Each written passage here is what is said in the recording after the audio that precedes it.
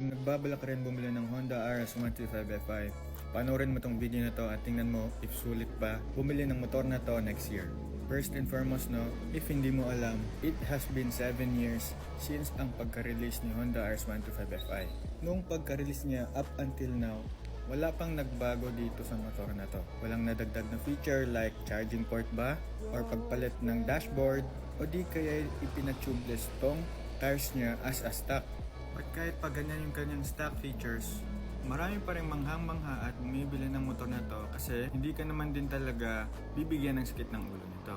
So if gusto mo ng motor na pwede ipang araw-araw tapos sobrang long term and napakamura pa ng kanyang pang maintenance nito, masasabi ko talagang sulit pa rin talaga itong bilhin tong motor na to.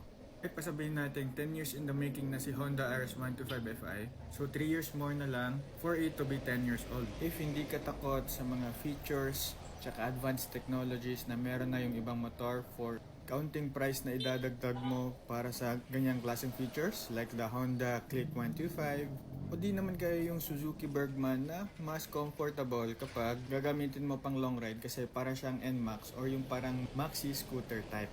But if nandito ka pa rin, panoorin mo yung mga videos ko sa Red App. Meron ako ng pros and cons, what I love about the RS125 at saka what I hate about this motorcycle.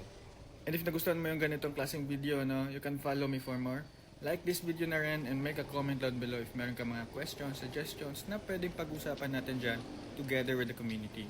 You can also support me by purchasing helpful products para sa inyo dyan sa affiliate videos ko. And always remember lang to ride safe and see you in my next video.